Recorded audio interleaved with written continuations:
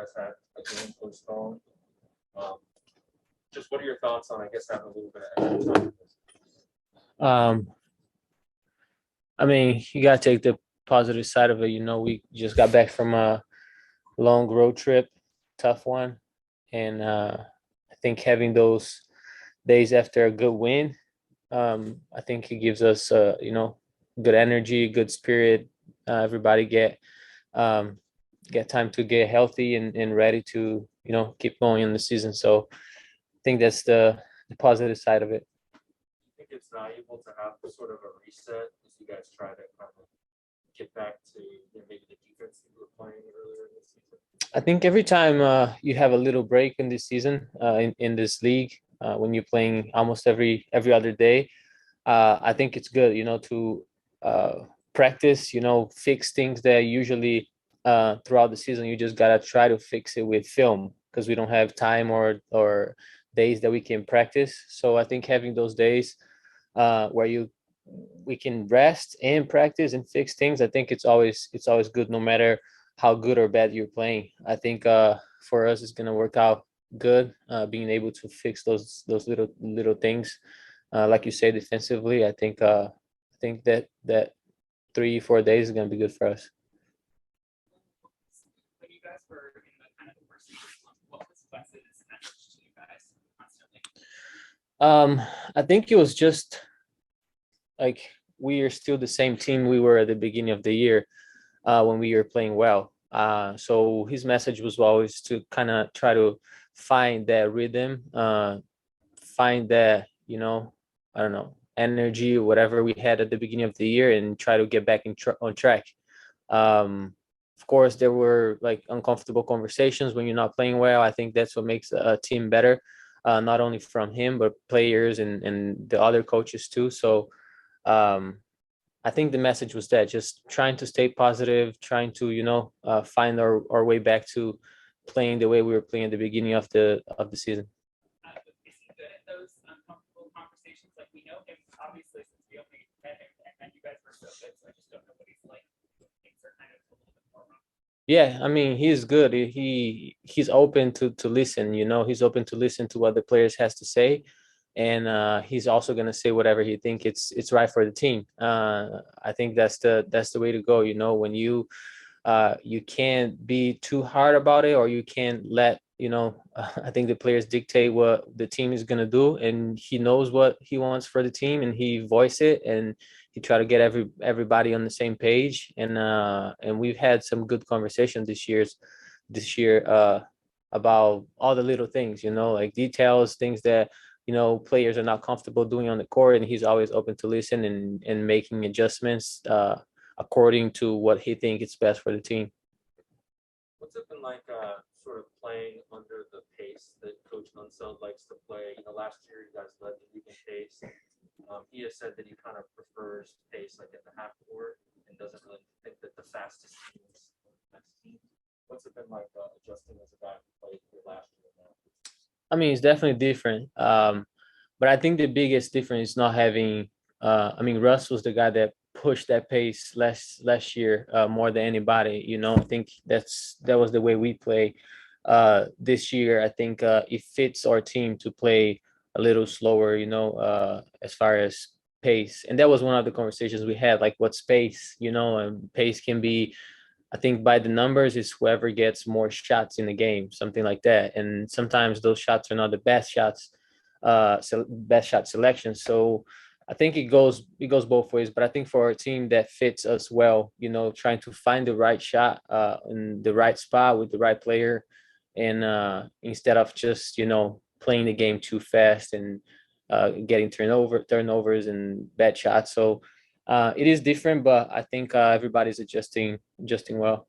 Is there a way to play with this adjustment and also maybe score more in the fast break and the transition that you guys have so far? Yeah, you need to get stops though. You need to like play defense. If you're taking the basketball under the net every time, it's hard to score those points on fast break. And I think we've been getting those shots. We're just missing a lot of layups, missing a lot of easy shots. And But I think there is a way to answer your question. There is a way you can, run when it's time to run, call a play and play a little slower when, the game is, you got a couple turnovers or you miss a couple shots, finding the right shot at the right moment. I think there is a way. It's not easy because if it was easy, I think everybody would prefer to play that way.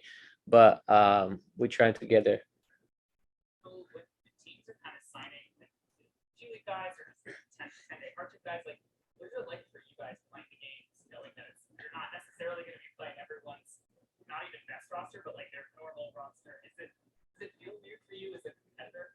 I think the only thing that feels different is, I mean, you're going to play, I don't know, the Nets, and they don't have their stars. It's not really the Nets. Uh, that, I don't know, the team that they had at the beginning of the year that we played against them. But I think that's the only different thing. But on those situations, I think the best thing you can do is think about your team and think about what you can do on the court, and not think about your opponent. I think we still haven't played. I mean, a couple teams. Sacramento had only 8 guys. We ended up losing this game. So I think it is kind of different, but we gotta just stay focused on us. I think it's gonna keep happening. We're gonna play teams that don't have 2, 3 players because of the protocol, and we just gotta stay focused on ourselves. I don't think we got to ask about the jump ball that you wanted to Utah. First I'm of glad. all, I'm glad you brought it up. if you could take us through that play one more time, what it meant, obviously. Yeah, I mean, first of all, I was the one that kind of, uh, like, it was kind of a turnover, because I had the ball in my hands. We needed to make that shot, and he ended up being a jump ball against Donovan, and I know he can jump more than me. So in my head, I was like, I just got to jump before him and hope that the referee doesn't throw the ball too high and I can actually reach it. And I think everything happened how I expected. As soon as I saw him like starting to throw the ball up, I just jumped as high as I could, and then Pope made that shot, which made it look even better. So yeah, I'm glad I got that jump ball and we made the shot and we ended up winning the game. KCP said that he heard from Bench Butter, he needed to shoot. So were you hearing the same stuff? Were you saying that too? Or? So honestly, I didn't know at the time. I was just so concentrated on trying to win the jump ball, that I did not know there was only 4 seconds, I think, on the clock. But I'm glad he knew, and I'm glad he heard the bench saying it, and it worked out well. Coach, after the game, talked about how you have real guts and how tough you are. Like, who's been the biggest influence in terms of building up your toughness? I think I've always said my dad. He wasn't always the most talented player. He wasn't the stronger or the faster, but he was always tough, playing hard and playing defense and being unselfish and doing those little things that you need to do in a basketball game to win games. So I think he was the biggest influence, and I've always appreciate guys that play hard, and put their body, uh, um, and trying to get offensive foul, or doing those little plays for the team. I always appreciate it, and I try to do the same. All right, well, let's switch over to Zoom. We'll start with Neil. Hey, Raul. I'm curious, what do you see as your kind of role as a traditional point guard or more of a combo guard? And, how does that work with you then playing alongside Bradley Beal, late in the games? I think talking about what I just said before, the way we play, with less space and trying to be more organized, I think it's a big role for myself to kind of keep the team organized and choose the right time to run, the right time to be more aggressive, and depending on who I'm with on the court, I have to try to score more. If we have Brad on the court, trying to find him in a good position to make plays. So I think my role being that point guard, but also knowing that sometimes I need to score the ball and I need to be aggressive. It's kind of what I was last year, but last year I was more that two guard, and playing the 2 and 3 and kind of finding my way on the court. And this year, having the responsibility of trying to organize the team, it's big, and that's what I'm used to do as a point guard. And I'm happy that I have that role and I have the trust from coach to do that. And then you were talking about, the conversations you guys have had as a team. I'm curious, if what's an example of something that, the team has brought up to Wes that he then maybe, implemented on the fly. I mean, I don't want to talk about details, those conversations. I think it's something that as a group, we got to keep those details for ourselves. But it's just basketball things, defense coverage, shot selections, those conversations that I think every team has at some point in the season. But I don't want to get into a lot of details about those conversations, just in respect of the team. I think it's something we have to keep for ourselves. Thanks, Raul. Yep. Christos. Hello, Raul. Hope you're doing well. After that road trip, you have some ups and downs during that road trip. What was the biggest thing for you guys after those road games? It was a tough road trip. You end up well, but the first 3 games we did not play well. And it's not only losing, it's losing and not playing well, not making shots. But we just gotta stay positive, trying to get our own energy, trying to fix those little things on film. We did not practice much because of COVID protocol and all those things going on. But I'm glad that we finished the road trip with the win against a very good team. We played really well. We moved the ball. We played the way we've been talking about it. That sometimes it's hard to do it on the court, but we did it. And I'll take that the end of the road trip as a positive thing that we gotta keep building on it. And do you believe that you came together even more after that road trip, chemistry-wise? Sorry, I didn't understand your question. Yeah.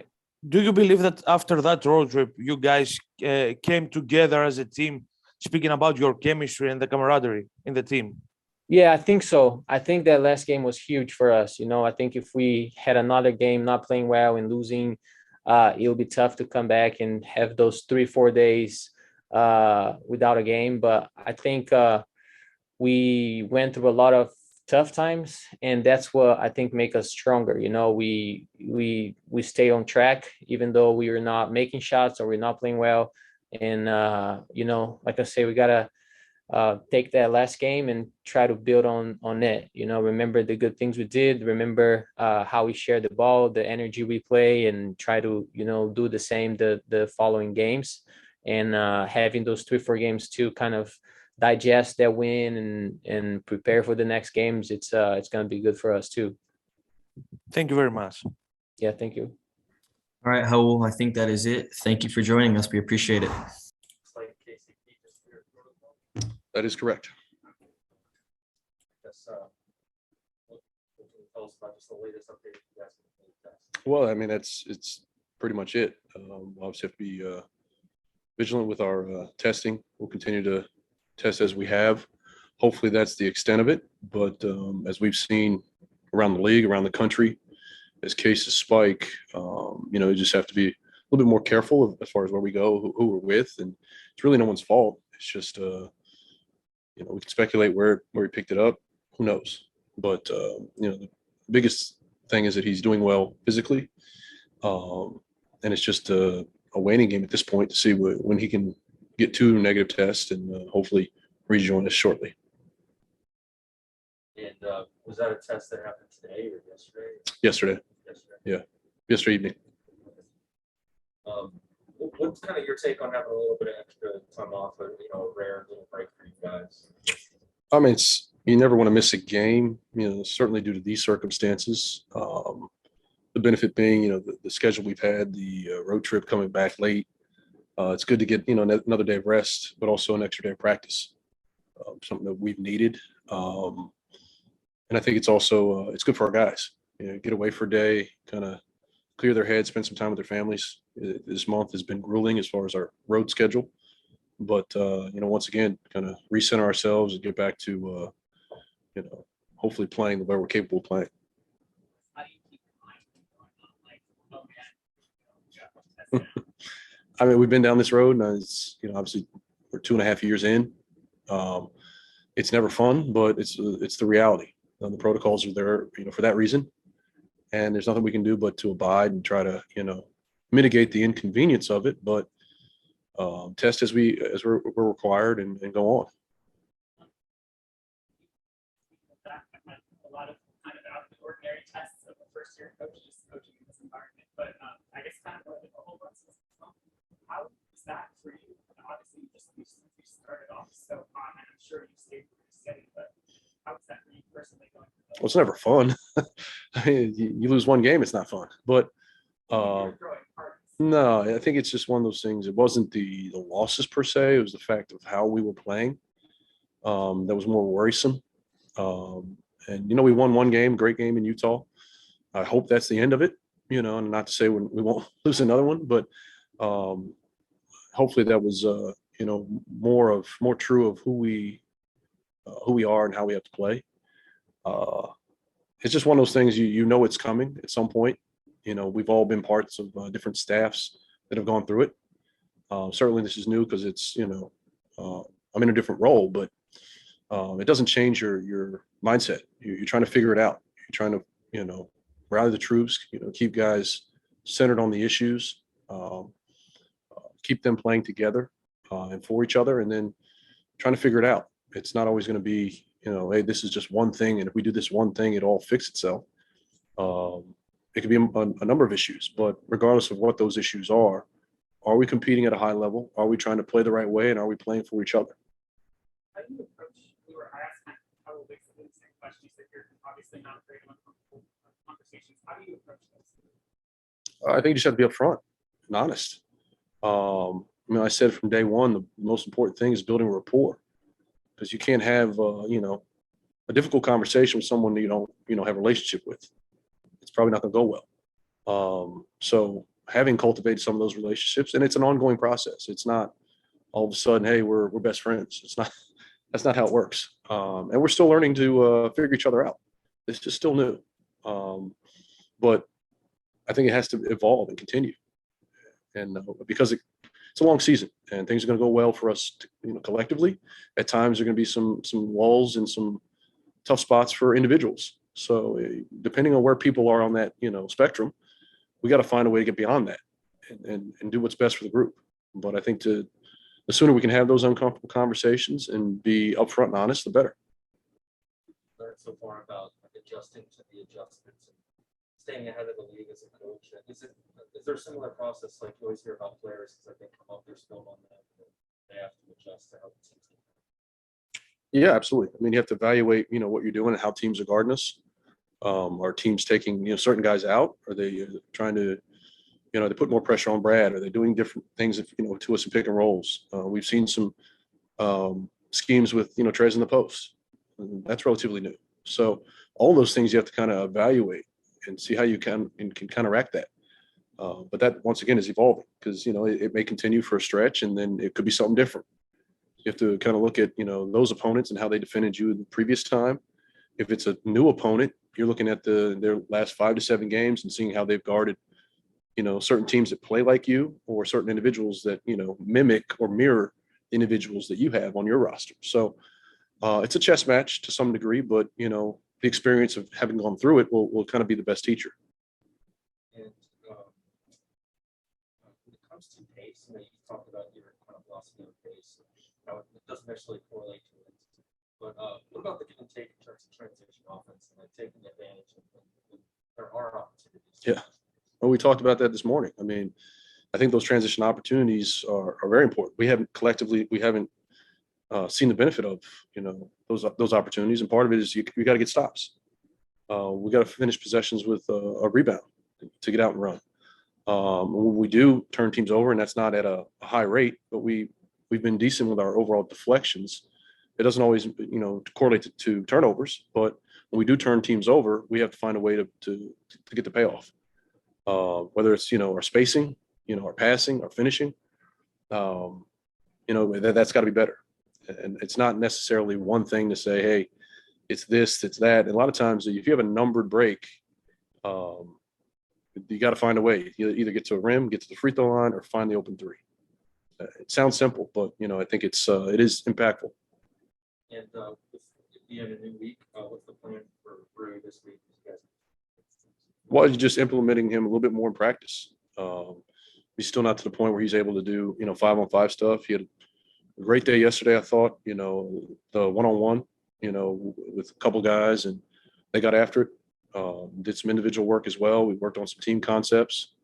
So it's a work in progress, but I think daily it's, we're going to push boundaries when we can. And that's one-on-one. Yes. What's the timing of the CPs positive such that if other players that could test positive? Well, I think that window of, the infectious window, I believe is 4 to 5 days. So, oh yeah. I honestly don't know. I think it's one of those where some guys pop positive right away. Other people, it takes some time to manifest. So I don't know if it's, if there's a particular date we can look at, knowing that we've all been around each other, when that might, unfold. Hopefully that's the end of it. But, I think we've seen around the league, it's kind of a, you're walking on eggshells, just kind of hold your breath and hope it's, you don't see another. With Rui, is there any particular timeline taken at all? As far as in playing? Yeah. Not necessarily. I think we have a tentative timeline in our minds, but nothing definitive is that this is the drop date that we expect him to be active and playing. How valuable is it to have this practice? Oh, it's huge. I mean, I think it's anytime you can get those reps and be around the group, take your time and really understand the nuances of the defense and some of the offensive spacing, the concepts. We don't have a ton of these windows. So like I said, you never want to miss a game, but to have 2 days where you can just kind of take your time and decompress, but also put in some time on the floor, that's invaluable. As far as the team, and you talked about defense and transition offense, but what other points of emphasis do you have? Big time was the offensive spacing. And I think that's, obviously been an issue at times for us. We had great opportunities in Utah where I thought the ball moved and we were spatially showed some discipline. I thought we were playing for each other, trying to create the right looks. And for most of the game, we played that way. So just the challenge of kind of recreating that energy, trying to sustain, that type of play. So I thought it was good. We got 2 or 3 competitive segments this morning. And in the middle of December, it's rare. All right, Coach, we'll switch over to Zoom and we'll start with Neil. Hey, Coach. Brad and others have talked a lot about, having to learn things on the fly so far early this season. What were kind of the points of emphasis that you got out of this practice and various practices this week?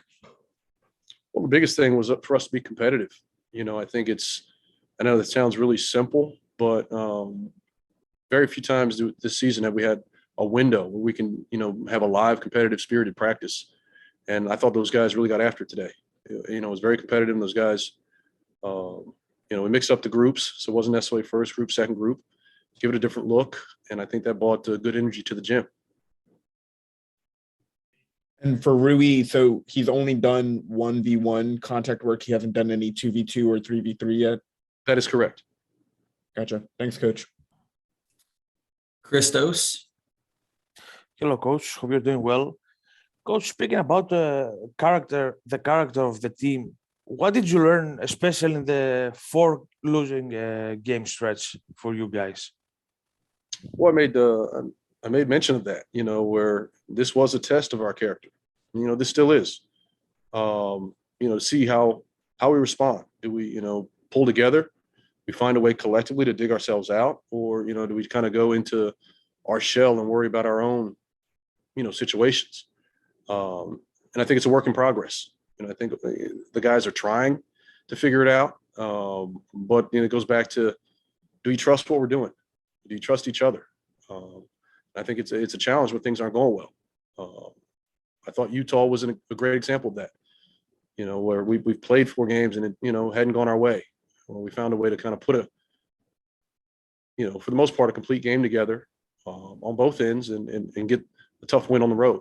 But I think those tests are going to keep coming, and I think that's was a small example, but I think it's something that we can kind of go back to and look at and say, you know what, we've been through this. We understand, now how to react to those situations. Can we be better? And speaking about KCP's absence, what do you expect? How do you expect from your players to make a step up and cover that absence on the floor? Well, I think just that. We've seen it time and time again. Whether it's Spencer on the back-to-backs, Brad has missed a game or two, so it's we've had that next man mentality, and I think that has to continue. We don't know how long it'll take, so whomever that is, we'll figure it out, and hopefully they'll be ready. We have enough depth. We've talked about that at length. So, that next man has got to be ready to accept the challenge, step up and fill that void. Thank you very much. All right, Coach, that's it for today. Thank you for your time.